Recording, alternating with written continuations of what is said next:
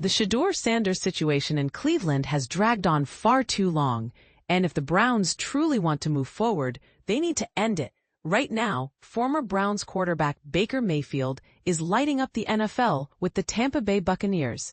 He's fourth in passing yards, third in passing touchdowns, and tied for sixth in expected points added per dropback.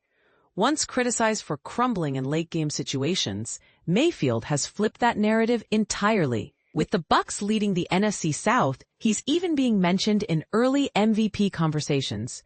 That transformation has stirred plenty of emotional debate in Cleveland, where fans still argue over the Mayfield years with a mix of nostalgia and revisionist history. Yet in the context of the Browns' current QB room, Mayfield's resurgence highlights a baffling question. Why is Shedeur Sanders still taking up a roster spot? At this point, there only seem to be two possible reasons. Either owner Jimmy Haslam is personally insisting on it, or someone in the building fears Sanders will leave and eventually become another Mayfield regret story. Neither is a compelling reason to keep him. Sanders is a fifth-round pick.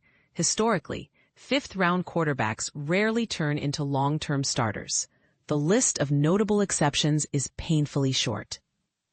Haslam has shown repeatedly that his personal football decisions tend to backfire, and with Sanders' odds of beating the fifth-round curse so minimal, it makes all the sense in the world to cut ties now, ideally before the trade deadline.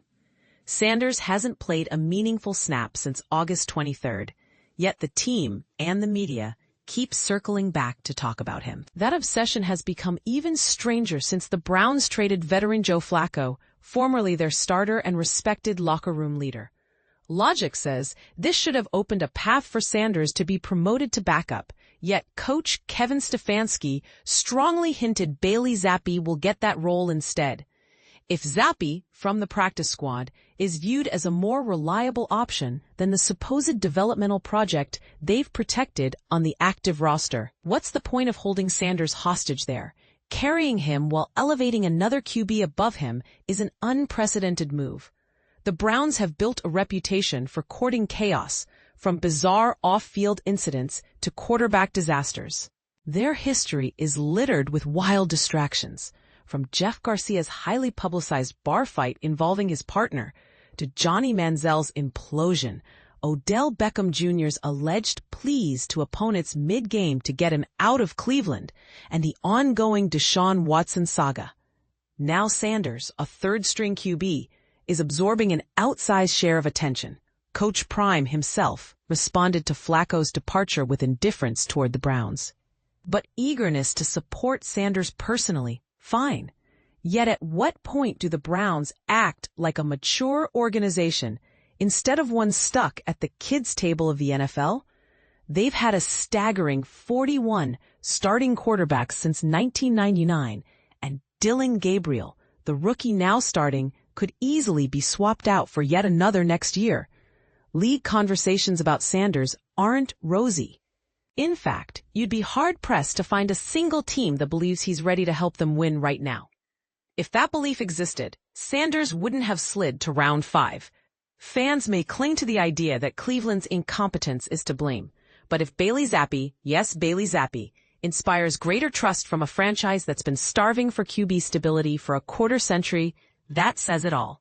Other teams routinely cut late-round rookie quarterbacks and bring them back on practice squads, like the Eagles with sixth-rounder Kyle McCord.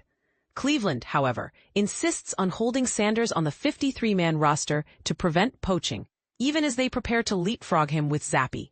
This circus forces Gabriel to field pointless questions about his backup, and Stefanski to answer weekly third-string QB inquiries. Why keep fueling the distraction? Trade Sanders. Cut him. Let another team take on the conversation. His preseason showing against the Panthers may have brought his peak trade value when both the Ravens and Eagles had expressed interest in picking him. Yes, trading him within the division is risky, but at this point, keeping him might be a bigger one. Enough is enough. The Browns have bigger problems at 1-4, and Sanders clearly isn't their solution. Move on. And let Cleveland finally focus on the players who can help them win, not on a project quarterback with no clear path upward.